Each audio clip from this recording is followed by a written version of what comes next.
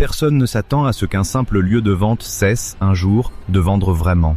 Et quand un commerce commence à valoir plus pour ce qu'il montre que pour ce qu'il échange, quelque chose se dérègle. Mike Wolf serre le guidon d'un vieux BMX cabossé. Il ne tourne pas une scène, il ne joue pas. Il regarde une grange pourrie au bout d'un chemin d'Iowa et quelque chose cloche. À 6 ans, Mike fouillait déjà les poubelles derrière les maisons. Il tirait des cadres de vélo tordus hors des sacs, la peinture qui lui restait dans les mains. Son nom a été modifié à des fins narratives, mais chaque geste, chaque objet, chaque lieu dont on parle ici renvoie à des faits et situations documentés. Ce jour-là, il remonte la allée en gravier d'une ferme isolée, une caméra coincée sous son bras, l'autre main sur ce BMX trop petit pour lui. Il n'est pas encore American Picker. Il est juste un type qui filme ses propres obsessions. La maison derrière lui est modeste. Une façade sans charme, une pelouse sans histoire.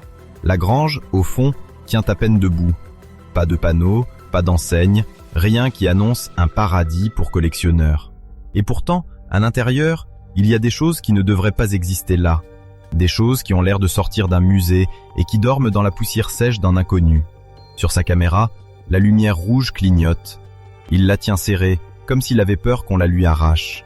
La première anomalie, Mike la voit dans un coin obscur, derrière des caisses collées à un mur en planche. Une moto de course des années 1930, couverte de toiles d'araignée, posée comme un déchet. Le propriétaire lui explique qu'elle n'a pas bougé depuis des décennies. Cette scène, filmée au milieu des années 2000, avant que History ne signe, n'est jamais passée à la télé. Pourtant, tout est déjà là. Les trésors cachés, les histoires gelées, les granges saturées d'objets que personne ne regarde. Mike se demande comment ces choses peuvent rester invisibles, alors que, ce jour-là, il sait déjà qu'il tient un concept d'émission. Il traverse le Midwest, enregistre, négocie, entasse. Mais sur les écrans, personne ne voit encore rien. Le doute s'installe dans les trajets. Hypothèse A, la plus simple, la plus rassurante, Antique Archaeology serait né d'un coup de génie. Un gars passionné d'objets anciens qui ouvre une boutique dans une petite ville au bord du Mississippi, qui se fait repérer par une chaîne en manque de concept, et boum, succès. On imagine Mike, trentenaire, déjà sûr de sa marque, de son logo, de sa ligne éditoriale. Dans ce scénario, la grange avec la moto de course serait une étape évidente sur une trajectoire ascendante. Il ramasse des vélos à 6 ans, répare, revend, puis passe naturellement aux enseignes émaillées, aux bagnoles rouillées, aux signes lumineux. Les routes du Midwest deviennent son bureau, les collectionneurs, son carnet d'adresses. Le magasin à Leclerc, l'aboutissement logique. Tout serait fluide. Un flux continu de trouvailles, de clients, jusqu'à ce qu'une production télé tombe sur lui et transforme un commerce déjà solide en show national. Cette version vole en éclats sur un détail brutal. Avant la télé, Antique Archaeology reste une petite boutique régionale, presque anonyme, coincée dans un bâtiment industriel réaménagé sur les rives du Mississippi, connu seulement d'un cercle de passionnés. La fissure apparaît entre le récit simple et la réalité étroite. Alors, hypothèse B, plus complexe. Antique Archaeology serait plutôt l'outil discret d'une obsession construite très tôt. L'enfance à Bettendorf, dans l'Iowa, élevé seul par sa mère après le départ du père. Les vélos récupérés dans les années 1970, le BMX, les compètes locales, le bruit sec des roues libres sur les parkings. Pendant que d'autres rêvent de sponsors, Mike rêve de grange. Il travaille dans des magasins de vélos, répare, visse, démonte. Mais dès qu'il peut, il s'échappe sur les routes secondaires. Iowa, Illinois, Missouri. Il entre dans des garages saturés de fumée, soulève des bâches, négocie des affiches Pepsi délavées et des pièces de bagnole qui sentent encore l'huile vieille. Le picking devient sa vraie vie. Le reste sert juste à payer l'essence. À la fin des années 1990, ce n'est plus du bricolage. Il structure son réseau, appelle des fermiers, repère des collections privées. Antique Archaeology, fondée à Leclerc au début des années 2000, n'est pas un but, mais une base arrière. Un lieu pour stocker, trier, restaurer un peu. Dans cette lecture, l'émission ne crée pas le business. Le business crée l'émission.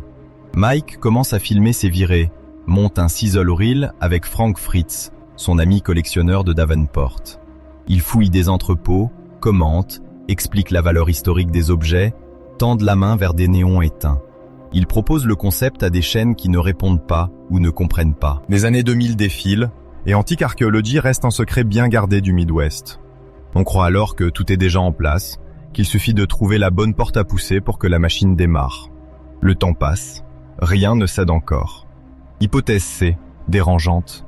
Et si Antique Archaeology n'était, au fond, qu'un décor qui a fini par déborder sur le réel? La boutique existe, les objets sont là, les prix se négocient, mais la vraie valeur se trouve surtout dans l'image. Le logo à l'aigle, les travelling lents sur les allées encombrées, les granges filmées sous un certain angle. Le plus troublant, c'est que l'émission semble parfois consommer la boutique autant que la boutique nourrit l'émission. Le mur arrive plus tard, quand tout paraît déjà gagné. Quand American Pickers a démarré sur History, quand les premières audiences explosent, quand les caméras reviennent sans cesse au même point, la vitrine discrète de Leclerc, coincée dans une petite ville qui ne demandait rien. La seule vraie raison du blocage n'a rien à voir avec les objets. Elle tient au poids invisible de l'exposition. Au début, l'afflux de visiteurs ressemble à une bénédiction. La boutique, jusque-là habitée par quelques collectionneurs de passage, se remplit de touristes. On file à l'ouverture, on gère les fils, on pose des panneaux. Des bus s'arrêtent. Des familles traversent des états entiers pour voir où ils rangent tout ça. Sauf que ce n'est plus un simple commerce. Chaque geste devient observable. Chaque choix d'objet, chaque prix inscrit au feutre sur une étiquette, chaque pancarte « Not for sale » posée sous un réservoir rouillé. Les objets qui, autrefois, passaient discrètement de la grange au coffre du pick-up, puis de l'arrière-boutique à un collectionneur, se retrouvent figés sur des étagères, pris en otage par les caméras. Un jour, Mike se tient derrière le comptoir de Leclerc. Il a dormi 4 heures. La veille, il tournait encore dans une ferme à 3 heures de route, à fouiller des caisses dans un hangar glacé. À l'aube, il charge des enseignes, des pièces de moto, des boîtes en métal, tout ça dans un camion qui sent la rouille et l'essence sèche. Arrivé à la boutique, il décharge. Ses mains accrochent le métal coupant d'une plaque publicitaire tordue. Une bavure lui entaille la paume. Le sang se mélange à la poussière et à la vieille graisse épaisse. Il serre les dents, enroule un chiffon autour de sa main et avance dans la boutique bondée. Des gens l'attendent. Ils veulent des autographes, des photos, des histoires. On ne lui demande pas combien pour ce vélo. Mais c'était dans quel épisode? Un couple désigne une moto au fond du magasin, marquée « Not for sale ». Ils ne veulent pas l'acheter. Ils veulent la voir de près, comme on regarde une relique. Le choc est là. Antique Archaeology n'est plus seulement un endroit où les objets circulent. C'est un sanctuaire où certains objets n'ont plus le droit de quitter l'étagère parce qu'ils appartiennent désormais à un récit collectif. Le mouvement se grippe doucement. À Nashville, dans le vieux complexe industriel de Marathon Village, l'histoire se répète, mais avec une intensité différente. La ville attire déjà des foules pour la musique, les bars, les studios.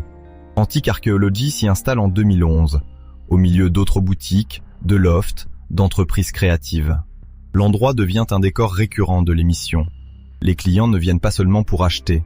Ils viennent pour être à l'intérieur du cadre télé qu'ils ont l'habitude de voir. Ils se placent là où la caméra passe d'habitude. Ils photographient la caisse, les murs, les affiches. La seule vraie question, pour Mike, devient alors comment continuer à faire tourner une vraie entreprise d'achat-revente pendant que la moitié de ceux qui traversent la porte viennent surtout consommer une image. En coulisses, la tension monte encore. Les critiques s'organisent. Des blogs, des forums spécialisés, des articles commencent à pointer des incohérences apparentes entre les prix d'achat montrés à l'écran et les marges supposées. On accuse certaines négociations d'être trop parfaites, trop rythmées. Là où, autrefois, une erreur de jugement sur la valeur d'un objet restait un problème privé entre un vendeur et un acheteur, chaque décision de Mike est désormais disséquée par des inconnus qui mettent la pause, zooment, comparent. Et pendant ce temps, lui continue à se lever tôt pour prendre la route, à ouvrir des portes de grange dont les charnières hurlent, à soulever des bâches saturées de poussière qui lui brûlent la gorge. Sa main porte encore la fine cicatrice en travers de la paume, souvenir de cette plaque tranchante à Leclerc. Les experts, eux, ont tranché en quelques mots. Pour la plupart, Antique Archaeology est devenu un cas d'école. Une entreprise locale propulsée par une télé-réalité, exemple parfait d'un modèle où commerce physique, image de marque et narration médiatique s'alimentent en boucle. Une minorité de spécialistes nuance pourtant, en soulignant que sans des décennies de réseau et d'obsession pour les objets Americana, la vitrine serait restée creuse malgré la caméra. Ce qu'ils évitent d'admettre publiquement, c'est que ce type de succès repose aussi sur quelque chose qu'ils ne peuvent pas mesurer, la capacité à accepter qu'une partie du commerce devienne un spectacle, au risque que le spectacle finisse par recouvrir le commerce. La résolution ne vient pas d'un retournement soudain, ni d'une révélation spectaculaire. Elle se glisse plutôt dans les gestes routiniers de Mike, dans ses trajets répétés entre des routes secondaires et deux boutiques devenues presque mythologiques pour certains fans. Pendant longtemps, il a cru à une idée simple. Les objets parlent d'eux-mêmes. Une enseigne émaillée trouvée au fond d'une ferme raconte une Amérique passée. Un jouet rouillé sorti d'un carton évoque une enfance lointaine. Une moto oubliée sous la poussière trace une ligne entre technologie, vitesse, risque. Antique Archaeology devait être le lieu où ces histoires se croisent et repartent, portées par de nouveaux propriétaires. Avec American Pickers, cette croyance se fissure. Les objets parlent toujours, mais leur voix est filtrée par la caméra, montée, habillée, calibrée. Certaines trouvailles sont conservées non parce qu'elles sont les plus rares ou les plus belles, mais parce qu'elles ont marqué un épisode. Ce qui compte, parfois, n'est plus tant l'objet en lui-même que le moment télévisuel qu'il cristallise. Ce que Mike découvre au fil des saisons, c'est que le paradis supposé des Pickers est beaucoup plus serré qu'il ne l'imaginait. Les routes existent toujours, les granges débordent encore, les collectionneurs continuent à accumuler. Mais l'espace de liberté se rétrécit. Les tournages imposent des repérages, des autorisations, des contraintes horaires. Les propriétaires savent qu'ils passent à la télé, négocient différemment, se méfient ou surjouent. Antique Archaeology, à Leclerc comme à Nashville, doit s'adapter. Il faut des zones photo-friendly, des objets spectaculaires à laisser éternellement invendus, une gestion de flux touristique qui n'a plus rien à voir avec la simple vente à un passionné du coin. Des produits dérivés, des t-shirts, des casquettes deviennent indispensables pour que la boutique tienne sous la pression d'un public venu en masse. La croyance initiale d'un refuge d'objets, d'un atelier discret au bord du Mississippi, cède la place à autre chose. Une machine hybride, où chaque étagère doit à la fois fonctionner pour le commerce, pour le fan, pour la caméra. Le plus sombre dans cette prise de conscience, c'est la dépendance. Une partie des visiteurs, des ventes, de l'attractivité même des deux boutiques repose désormais sur la visibilité continue d'American Pickers.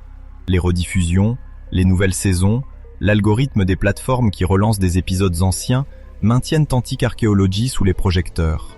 Dans le même temps, la télé linéaire change, les audiences se fragmentent, les critiques sur la télé-réalité se répètent.